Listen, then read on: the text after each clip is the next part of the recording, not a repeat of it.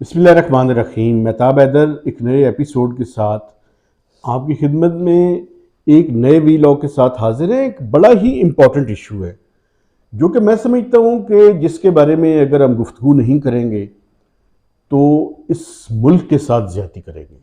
देखिए, fundamentals economy के कल आपने देखा कि पाकिस्तान के जो फॉरेन एक्सचेंज रिजर्व्स हैं वो कोई स्टेट बैंक ऑफ पाकिस्तान के 8.7 बिलियन डॉलर्स पे पहुंच गए। मैंने आपको पहले भी बताया था कि मैं कमर्शियल बैंक्स के रिजर्व्स को शामिल नहीं करता इसमें, हमेशा मैं स्टेट बैंक के रिजर्व्स की बात करूंगा। तो पिछले यानी एक हफ्ते के दौरान पाकिस्तान के फॉरेन एक्सचेंज रिजर्व्स में 4 बिलियन डॉलर से 4.2 बिलियन डॉलर का इजाफा हुआ है। ये बड़ी खुशहाइन बात है, लेकिन ये पाकिस्तान के मसाइल का हल नहीं है। हल ये है कि हम डॉलर जनरेट करने की सलाहियत अपने मुल्क के अंदर पैदा करें। उसी सिलसिले की एक कड़ी में आज मैं आपको एक नए इशू के बारे में बताना चाहता हूं। हुकूमत पाकिस्तान एक प्लान कर रही है कि पाकिस्तान के जो 3 बड़े एयरपोर्ट्स हैं, इंटरनेशनल एयरपोर्ट्स हैं पाकिस्तान के, उनको आउटसोर्स किया जाए। आउटसोर्स से मुराद ये है कि हमारे यहाँ जो सिविल एविएशन अथॉरिटी है जो कि पोर्ट्स को बेसिकली हैंडल करती है, कोई प्रोफेशनल तरीक़ेकार नहीं है कि जिसके तहत पोर्ट्स को, एयरपोर्ट्स को हम हैंडल कर सकें। आप में से बहुत से लोग किसी न किसी इंटरनेशनल ट्रैवल पे कहीं ना कहीं गए होंगे।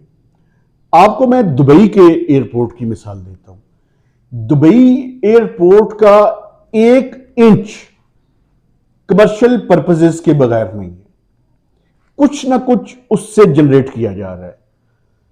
हमारे यहां माशाल्लाह जो इदारे हैं उन्होंने एयरपोर्ट्स जो पाकिस्तान के मेजर एयरपोर्ट्स हैं उनकी जगहों पे कब्जे किए हुए हैं। अब मुझे बताएं कि चीजें किस तरह से ठीक होंगी। आज जिस मौजू पे मैंने बात करनी है वो ये है कि सिविल एविएशन अथॉरिटी के जो मुलाजमीन हैं आज वो एहतजाज कर रहे हैं। और भाई किस बात पे एहतजाज कर रहे हैं? इस बात पे एहतजाज कर रहे हैं कि हुकूमत पाकिस्तान ये जो इंटरनेशनल एयरपोर्ट्स हैं, जो कि अगर आप इस्लामाबाद एयरपोर्ट पे चले जाएं, मेरे देखने वाले अगर वो इंटरनेशनल ट्रैवल नहीं भी कर रहे, किसी डोमेस्टिक फ्लाइट पे नहीं भी जा रहे, तो मेरी उनसे गुजारिश है कि किसी दिन आप इस्लामाबाद एयरपोर्ट पे चले जाएं। आप यकीन करें कि आपको इस तरह से महसूस होगा कि जैसे आप किसी एक ऐसी जगह पे आ गए हैं कि जहां पे जगह बहुत बड़ी है, करने को कुछ नहीं है। दुनिया में ऐसे नहीं होता। आप दुबई एयरपोर्ट पे जाएं, आपको मैंने 12 से 14 घंटे फ्लाइट्स का इंतजार किया और आप यकीन करें आप दुबई एयरपोर्ट पे बोर नहीं होंगे। आप एक साइड से दूसरी साइड तक जाने में और एक टर्मिनल से दूसरी टर्मिनल तक जाने में तो पहले आपको गाड़ी और छोटा उनकी मिनी बस जो है विद इन द एयरपोर्ट जो है वो आपको उसकी सर्विस लेनी पड़ेगी। और वहां पे जो कमर्शियल एक्टिविटी है वो भी इतनी ज्यादा है। खाने के कौन से ब्रांड्स हैं जिनके वहां पे नहीं है? शॉपिंग, मुख्तलिफ तरह की चीजें वहां पे मौजूद है। वजह यह है कि उन्होंने एयरपोर्ट्स को कमर्शियली हैंडल करते हैं। ये सिविल एविएशन अथॉरिटी के जो मुलाजमीन हैं चाहते क्या हैं? चाहते ये हैं कि इन सब की इजारादारियां कायम रहें, ये मुल्क बाढ़ में चला जाए। इस अंदाज में इन चीजों को नहीं चलाया जा सकता। ना हमें कोई एक्सपीरियंस है, ना पाकिस्तान में इस्लामाबाद एयरपोर्ट आपने बना दिया।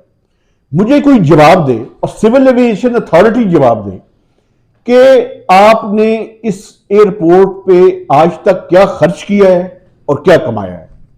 हिसाब किताब दे दें भाई। आपने तो तय किया हुआ है कि आपने कोई हिसाब किताब नहीं देना, क्योंकि आप अबव द लॉ हैं, आप इस मुल्क में सबसे ऊपर हैं, आपसे ऊपर तो है ही कोई नहीं। ऊपर से एयरपोर्ट सिक्योरिटी फोर्स है, वो एक बहुत बड़ा प्रॉब्लम है, उसके साथ मुख्तलिफ एजेंसीज हैं, वो एक अलग प्रॉब्लम है। भाई आप कमर्शियली वायबल करें चीजों को, जो चीज इस स्टेट को नुकसान पहुंचा रही है उसको बंद कर दें।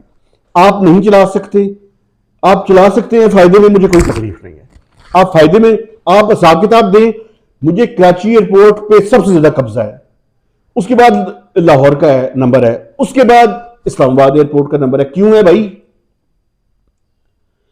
आप कमर्शियली वायबल चीजों को चला सकते हैं तो चलाएं, वरना खुदा का वास्ता है इस मुल्क की जान छोड़ दें। इस मुल्क को कब तक नुकसान में आप चलाएंगे? ये मुल्क अब नुकसान का मुतमल नहीं हो सकता। और मैं आर्मी चीफ, डीजीआई और जितने इनके सरबराह हैं, मैं इसे कहता हूं आप इंडिपेंडेंटली इसकी इंक्वायरी करें। जो बातें मैं कर रहा हूं ये गलत है या ये बातें ठीक है? अगर ये बातें ठीक है,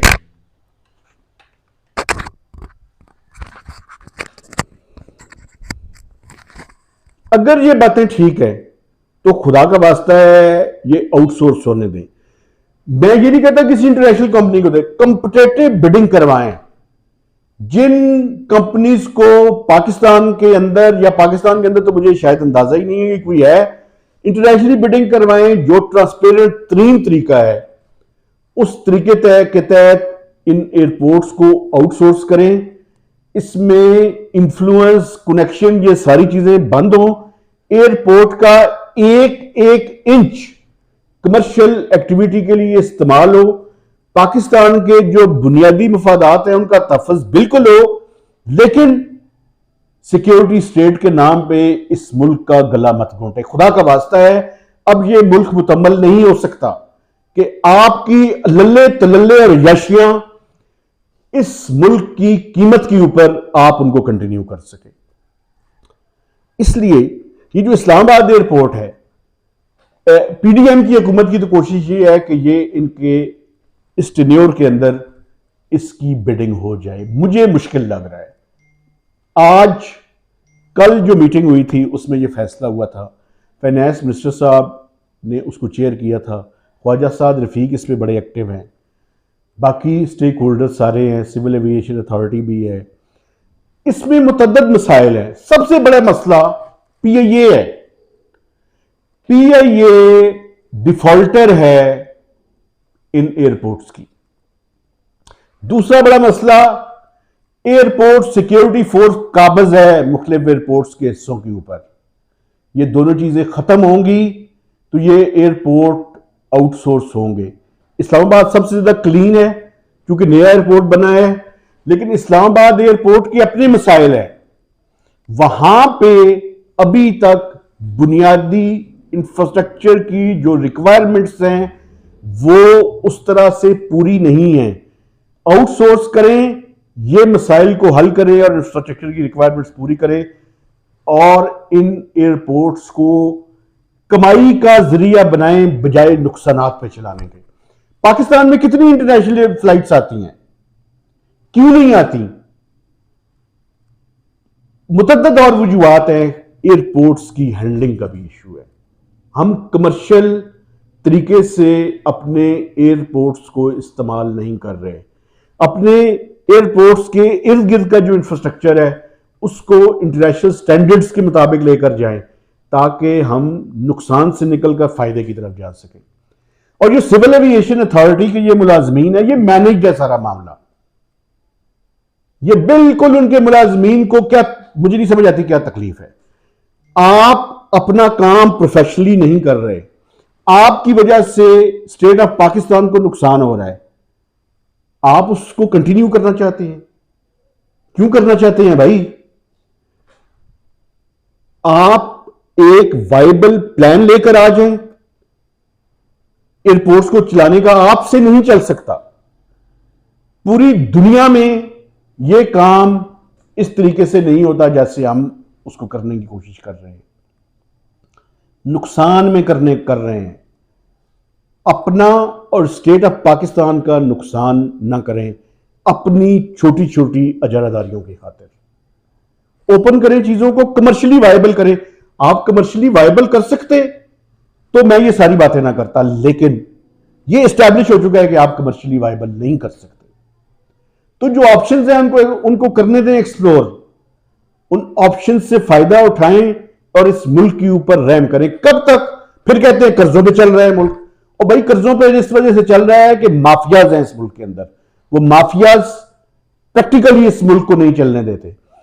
तो जो ठीक फैसला है उसकी तरफ जाएं और ओपन, ट्रांसपेरेंट, कॉम्पिटिटिव बिडिंग करवाएं, एक इंटरनेशनल स्टैंडर्ड का एग्रीमेंट करें, किसी को एक्सप्लॉइट करने की इजाजत ना हो, और इन एयरपोर्ट से पाकिस्तान को और पाकिस्तान की आवाम को और ये जो लोग कम्यूट करते हैं उन सब का फायदा हो, विन विन गेम हो सबके लिए। और ये मुमकिन है, इट्स डूएबल। लेकिन अगर आप अपनी मोनोपोली रखना चाहते हैं तो ये मुमकिन नहीं होगा। महताब हैदर को नए वीलॉग तक इजाजत दीजिए। खुदा हाफिज।